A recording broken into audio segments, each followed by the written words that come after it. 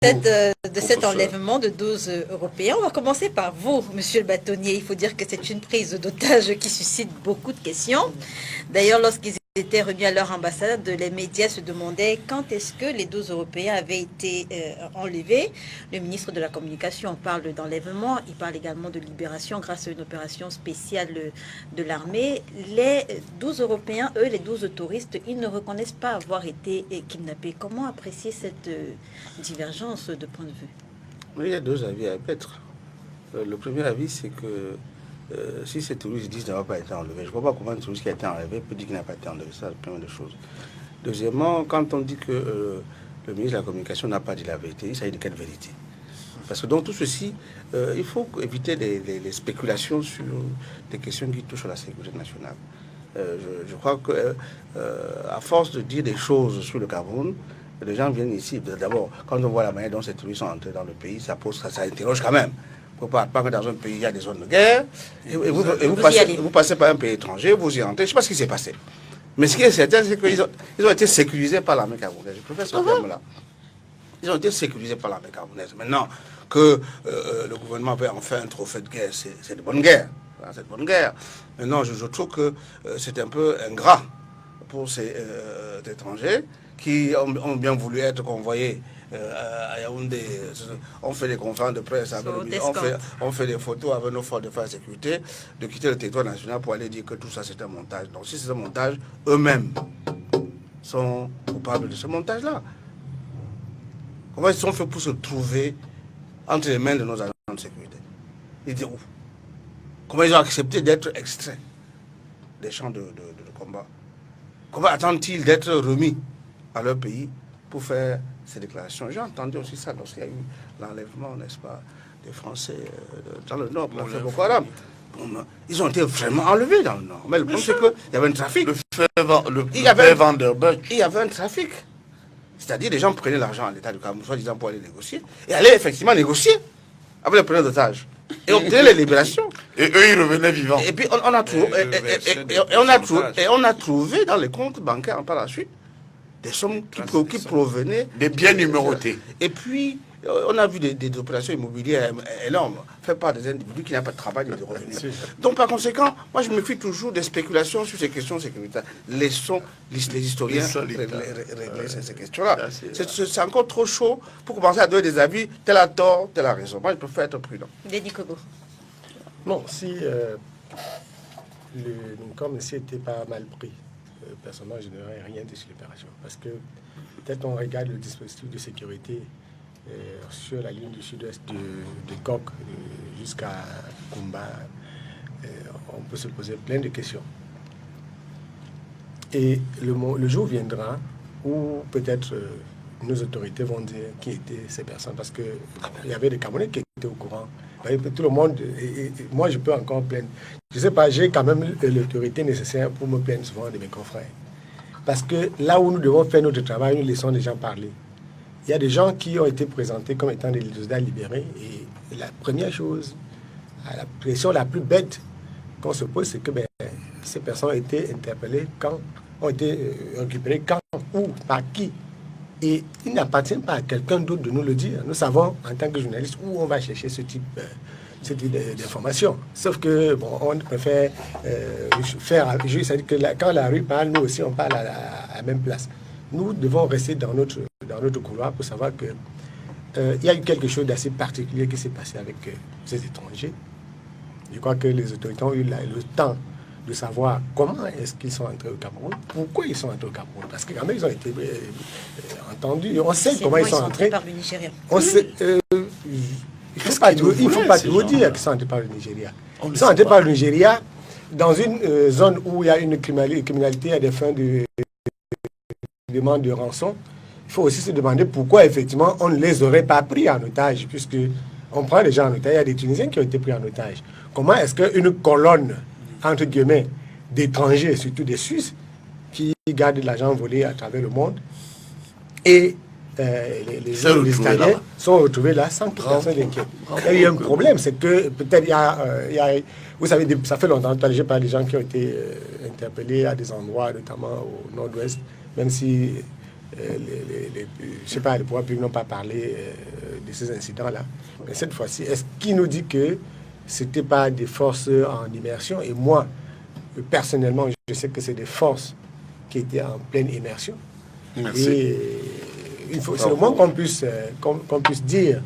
Et au lieu de faire feu de tout bois, je dis des fois en immersion, parce que quand on est en immersion, il faut aller chercher les identités après, il faut prendre du temps pour chercher les identités de ces personnes. Et la maladresse de leur sortie montre bien qu'il y a un problème, parce que c'est pas eux qui parlent, c'est même l'agence, la soi-disant agence de voyage. Quelle est cette agence de voyage qui projette, n'est-ce pas, des touristes dans une zone de guerre? On a parlé sur ce plateau, de toutes ces ambassades qui interdisent leurs ressortissants d'aller de ce côté-là. Subitement, les gens ils vont en très grand groupe, sans se signaler à qui que ce soit. Il faut en profiter pour dire que, contrairement à ce qu'on pense, il y a beaucoup de gens qui sont en retard par rapport à la conscience sécuritaire des Camerounais. Ces blancs-là, excusez que moi je les appelle ainsi, pensent que nous sommes en 1960. Ils pensent que c'est eux encore qui dirigent la police, qui dirigent les armées dans nos pays. Mais c'est nous qui les dirigeons. Et il n'est pas possible aujourd'hui, moi je travaille sur un papier sur le Nigeria, j'en reviens, et je dis qu'il n'est pas possible pour vous aujourd'hui de commettre un acte grave contre le Cameroun et de vous retirer au Nigeria. Il n'est pas possible, à 100% c'est sûr, il n'est pas possible aujourd'hui de traverser le Nigeria avec de mauvaises intentions, entrer au Cameroun et repartir.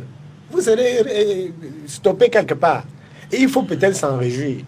Donc, je demande à ceux qui travaillent, les journalistes qui veulent travailler, d'aller chercher d'où sortent ces étrangers, qui ils sont, est-ce qu'ils sont d'une nationalité suisse et italienne. Et il y a des Camerounais, même des autorités. Et est-ce qu'ils avaient même les visas?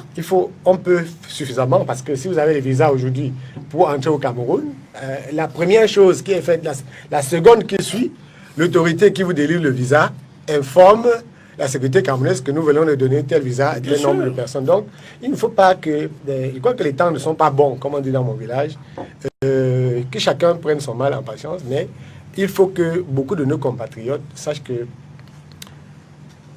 on ne peut pas mettre sur la table, permettez que je répète toujours cela, ne mettez jamais sur la balance le rejet que nous avons de ce régime. Je ne suis pas comme un professeur missionnaire, il est biaïste. Je suis anti-biaïste. Moi, je suis bien. Grave, mais je suis un Camerounais qui pense que lorsque Paul Biya est mon maître stratégique. Lorsque Paul Biya va partir, notre pays doit rester intact. Donc, je ne peux pas, il y a des choses qu'on peut pas mettre sur la balance, mais il faut qu'on soit de plus en plus regardant sur un certain nombre de choses qui se passent dans les zones troubles. Parce qu'en nos troubles, vous savez, il y a le Ngwanta qui est l'esprit du mal et du vol dans nos villages. Lorsqu'au marché, il y a des troubles, ils profitent pour ramasser ce qu'il y a d'intéressant et de précieux. C'est ce qui se passe en ce moment. Parce qu'il y a des fils et des filles du Cameroun qui se sentent mal dans deux régions du pays comme dans d'autres régions du pays. Les gens profitent donc pour faire leur business. Et le business des étages a bien commencé, sauf que on a les preneurs d'otages les plus bêtes au monde au Cameroun maintenant. Lorsqu'ils prennent leurs otages, ils envoient un message par WhatsApp ou un message SMS, demandent qu'on leur envoie mobile money. Mais c'est des choses qui vont, pour ceux qui étaient en train de chanter et danser, c'est des choses qui vont finir bientôt parce que nous avons la capacité en tant que peuple de nous défendre et de nous protéger. Professeur Mathias Eric Owonangini, qu'est-ce qui peut justement expliquer la présence de ces touristes-là dans cette région lorsqu'on sait que bon nombre d'ambassades étrangères ont demandé à leurs ressortissants de ne pas se rendre dans le nord-ouest et le sud-ouest? Il faut déjà que ce soit des touristes. L'identité de touriste peut n'être qu'une couverture.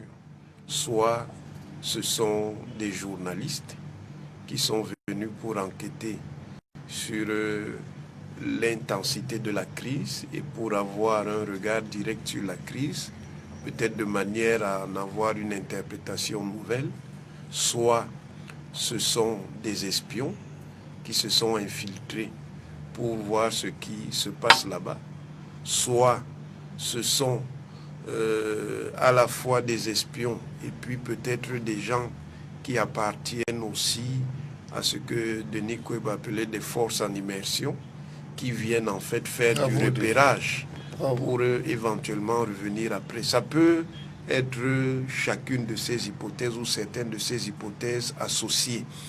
Il est quand même étonnant que des touristes courent dans une zone qui est extrêmement critique. Vraiment. Et que les Camerounais installés dans d'autres régions eux-mêmes dans lesquelles les Camerounais de ces régions-là prendraient beaucoup de précautions avant d'y aller. C'est quand même étonnant que des touristes aient seulement trouvé que c'est là où ils doivent aller. C'est quand même extrêmement surprenant. À mon avis, ce ne sont pas des touristes. Ça peut être des journalistes d'investigation, ça peut être des espions, ça peut être des espions associés avec des officiers qui viennent faire des repérages. Professeur Messanganyam, qui suit la même question. Oui, au-delà du fait que Paul Biya soit mon maître en matière de gouvernance politique, je voudrais vous révéler certaines choses. Le Cameroun est dans l'œil du cyclone d'une certaine communauté internationale qui a tué Kadhafi, le président Kadhafi, et qui a déstabilisé certains pôles autour de nous. Regardez ce qui se passe en République centrafricaine, en RDC, dans l'Ituri et ailleurs. Il faut d'abord que les Camerounais comprennent ça.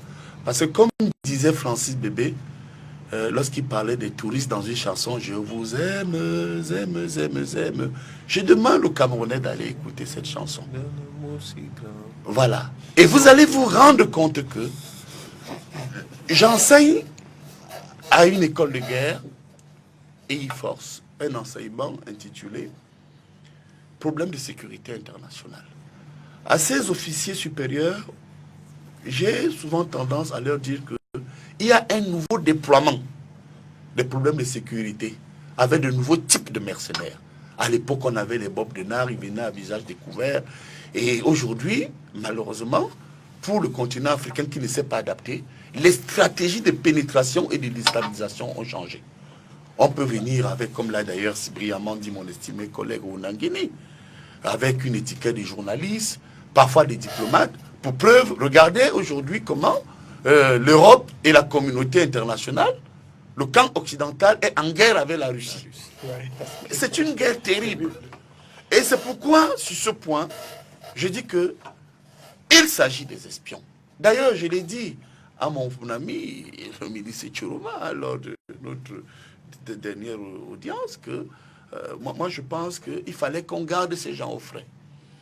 Il fallait qu'on les exploite. C'est-à-dire, nous nous sommes contentés en tant que pays pauvre, sous-développé, à dire tout simplement qu'on vient rendre à ces gens à leur ambassade. Or, dans les faits, regardez bien ce qui se passe aujourd'hui et leur trajectoire.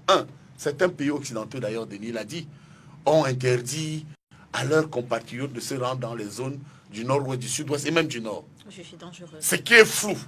2, je voudrais alors aussi vous dire que je me suis permis de lire, vous voyez, avec mes loupes, mes mauvais yeux, allez lire le communiqué de l'agence Reuters. Madame, vous l'avez lu en tant que journaliste? Que ceux qui nous écoutent aillent voir. Ils disent non, les touristes se sont libérés d'eux-mêmes. Ils ont été libérés avant l'arrivée. Avant l'arrivée. Et puis j'ai écouté encore un Suisse qui témoigne, qui dit on n'a jamais été prisonnier. Non, il faut dire que ça suffit. Cela veut dire quoi? Et je termine là-dessus. Le Cameroun est sur la ligne de mire. C'est un enjeu stratégique au point où, regardez, la communauté internationale a déstabilisé le Soudan. Parce que dans l'histoire des États, lorsque vous regardez très bien l'article 2, paragraphe 3 de la charte, de l'ex-charte de l'OUA qui a été reconduite par l'Union africaine, le sacro-saint principe de l'intangibilité des frontières, c'est-à-dire on ne touche pas aux frontières héritées de la colonisation, a été violé.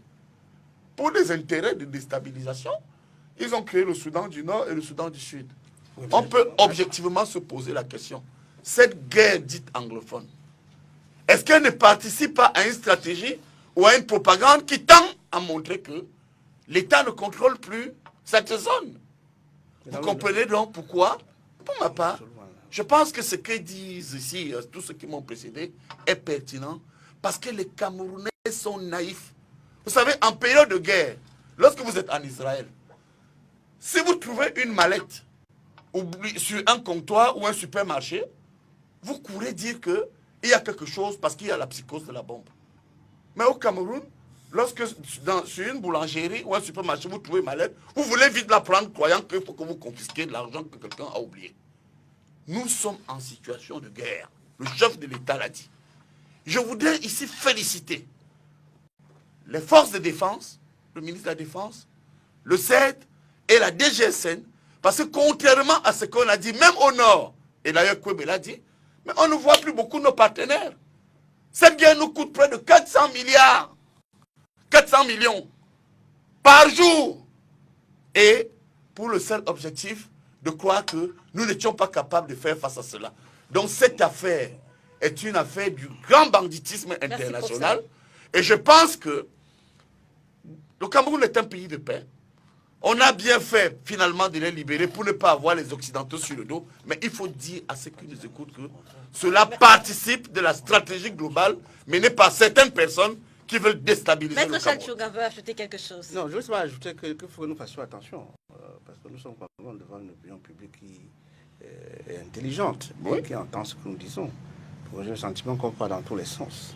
Je crois que le débat sur cette dernière partie de notre dimanche portait sur les touristes. Les touristes espions.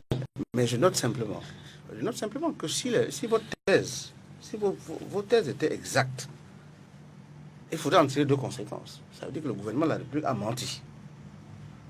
Première chose, c'était quelque chose que je trouvais extrêmement grave. A menti pourquoi? T'as grossi l'affaire. Vous dites que c'est des touristes, que c'est des espions, que c'est des immergés. Mais qu'est-ce qu'on peut faire contre les forces centrifuges? Moi je dis, non, la question n'est pas là. La question est que il faut faire attention aux mots qu'on utilise. Oui. Je veux dire que si on doit vous suivre dans votre raisonnement, la conséquence logique est que le gouvernement a menti. Pourquoi? En disant qu'ils ont libéré les touristes? Ben oui.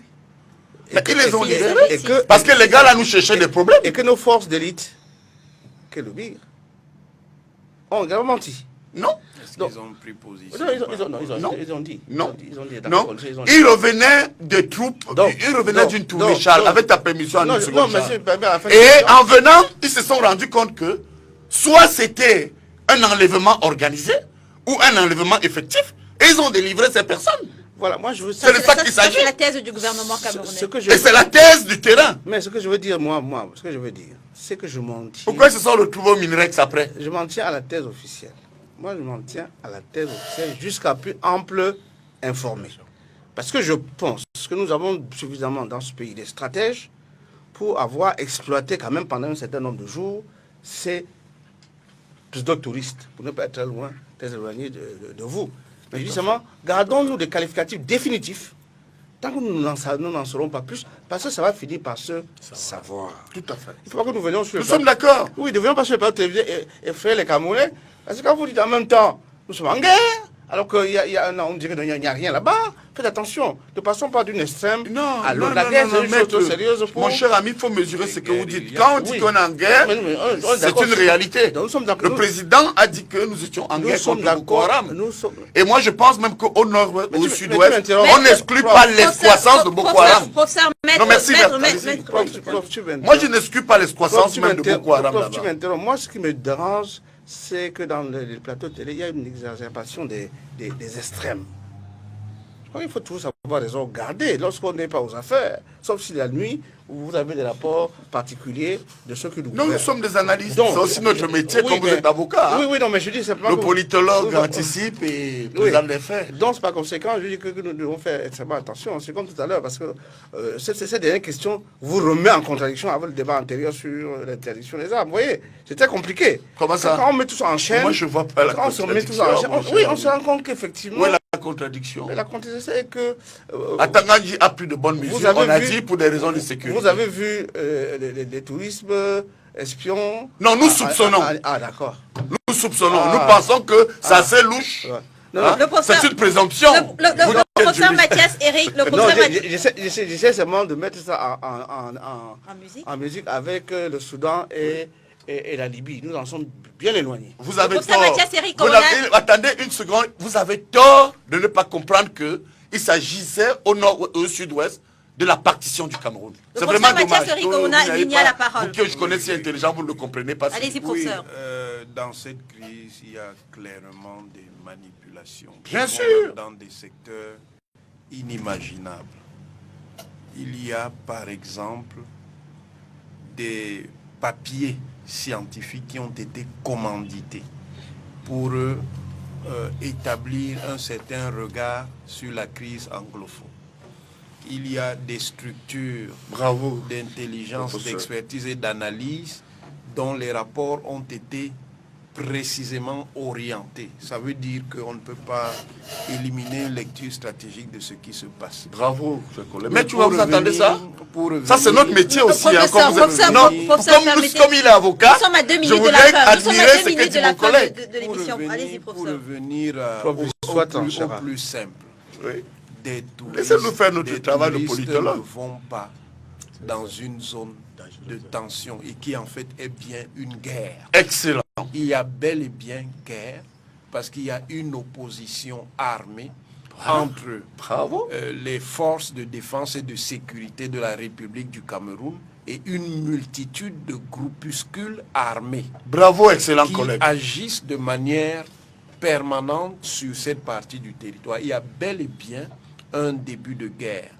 Et oui, mais début de guerre matérialisé, ce n'est pas dans les Dans la fiction. dans un certain nombre d'actes qui Bien produisent Bien de la sûr. violence, et une violence qui se répercute sur les populations, sur les structures de l'État, sur les forces de l'État et sur les groupes qui s'opposent à l'État. À partir de ce moment-là, moi je ne vois pas comment des touristes normaux peuvent courir pour aller dans une telle région. C'est quand Mais même quelque les chose qui est avocats ne voient pas ça qui est comme- extrêmement bizarre. Et on sait bien qu'en matière d'action spéciale, les agents des services spéciaux se revêtent de toutes les identités imaginables entendu. pour opérer. Bien entendu. Bon, professeur, moi, je veux te dire deux choses. Je veux dire deux choses. Moi, je vois bien, n'est-ce pas, le paradigme par lequel tu essaies d'analyser cela. Mais je ne peux pas en même temps dire qu'il y a bien une guerre et tu me dis qu'il y a un début de guerre. Il faut que nous fassions attention. Encore une Oh, fois. c'est un jeu de mots. Non, non, non, maître. c'est pas un jeu de mots. Mettons pas au prétoire ici. Prof, est-ce qu'il est possible Laissez-nous ce que vous faites est-ce- toujours devant les est-ce- magistrats, est-ce- le procureur, le professeur, président. On est ici dans une Est-ce que analyse le début de guerre, objective. ce n'est pas la Est-ce qu'il guerre? est possible Professeur, Est-ce que le début de Je l'aime guerre parce n'est pas la que guerre? c'est un sophiste. Hein, je connais mon Le ami. début de guerre est une phase est-ce d'une que- opposition est-ce qu'il est- armée les générale deux- qu'on Non, appelle la non, guerre. ce que Les je- deux La professeurs- guerre, c'est la les deux confrontation. professeurs- Ce que je note, ce que je- Professeur Messanga ce que et je professeur note- Mathias Ce Eric. que je note, c'est qu'il y a un an, vous n'avez pas la même lecture des événements. Non, laissons, parlons du c'est pas président. vrai. Parlons du Ce président. n'est pas vrai. Oubliez ce Depuis qui le passe. début, Non, moi j'ai donc, toujours dit qu'il donc, s'agissait donc, d'une non. insurrection. Avant même qu'on entre dans Nous la étions phase les premiers à le armée. dire, c'est vrai. Mais je suis en train de parler au professeur Jamil. Non, mais Vous, moi vous j'ai me dit- réinterrompez pour Moi, défendre je- la... Professeur Je dis Messanga. qu'on sait que ceux qui, il y a un an, avaient une thèse différente. On les connaît. Non, oublions le passé. Mais qui sont- ah ouais, Parlons attendez. du président. Quand ça fait mal, on peut faire Parlons parler du d'un président président, qui dérange. parlons du président. Donc, Nous non, sommes en je voulais guerre. conclure, je voulais conclure pour dire Laissez-nous le passé. bon, aux armes citoyens, hein, comme vous dites qu'on est en guerre là, n'oubliez pas que la défense civile, qu'elle fait partie aussi de la guerre, et que ce que nous souhaitons, c'est que cette escalade, quels qu'en soient les auteurs, cesse. Ça va passer. Le- C'est-à-dire qu'on laisse les rebelles du Delta du Niger prendre notre territoire. La réponse est non. Alors que 90% La réponse- des prisonniers de guerre sont des La Nigériens. réponse est non. La réponse est non. Bravo. Mais vous ne Vous pouvez nous pas. rassurez. Oui, non, vous pouvez pas créer une armée sectaire pour aller combattre tout seul. Donc, c'est pour dire qu'en fait, s'il y a une confrontation avec des groupuscules ou avec un pays étranger, il s'agit de la nation camerounaise qui doit se trouver en face. Et il faut soutenir cela. Non, c'est pas une affaire de soutien. Je veux dire simplement Il faut que soutenir par cela. rapport. C'est un problème national. Non, je veux dire que par rapport à la thématique qui était celle de l'émission. Non, celle de savoir s'il fallait je ne supprimer souhaite pas. les armeries que les gens instrumentalisent Quand pour on est déstabiliser sorti, le on est pays. sorti. On est sorti de de cela. là. Je ne souhaite pas. Les trucs hors sujet ne m'intéressent pas. Je crois que nous parlions des touristes. parlez du Il passé, fallait du approfondir ce présent. point-là. Touristes Ça a un lien. présumés. Ça a un lien. Parler de touristes présumés. Des touristes Vous savez, il y a des gens sérieux qui nous écoutent. À partir de ce On que sort nous de faisons sur l'émission. ce plateau, il y a un dispositif qui peut encourager nos forces de défense et de sécurité, qui veulent aussi voir ce que nous pensons de sécurité. Merci, professeur Il faut Messanga d'abord Yambi. commencer par saluer leur courage, soutenir le gouvernement dans la lutte contre une invasion qui a actuellement lieu au nord-ouest. Merci, professeur. C'est pas le Professeur problème. Messanga Nyamdi. C'est pas le problème. J'aimerais Oui, qu'on mais sorte, c'est ça le problème. j'aimerais qu'on sorte, messieurs, de cette émission. C'est le en vrai évoquant- problème là. en La sécurité du évoquant- Cameroun. Bon, ça c'est le Messieurs, problème. j'aimerais qu'on Dialoguer. sorte. Professeur, j'aimerais qu'on sorte de Dialoguer cette dans la émission. paix, pas dans la J'aimerais guerre. qu'on sorte de cette émission Vous en êtes évoquant. en guerre. en évoquant Pourquoi le vous 6 avril. dialoguer en faisant la guerre. Maître, Vous en êtes en évoquant, guerre. Il faut faire la guerre aux terroristes. Professeur. Vous avez vu ce qui s'est passé avec les Américains contre Boko Haram? Et maître. Vous voyez ce qui se passe actuellement en Turquie? Professeur Non, Messanga- il faut la main forte pour Professeur- préserver notre professeur Messanga territoire. Nyamdi, je vous Moi, je rappelle suis alors. pour la main dure. Merci, professeur Messanga Nyamdi. Merci, Faut arrêter monsieur cette le guerre-là. bâtonnier. Donc, on sort en 1 minute, on sort de cette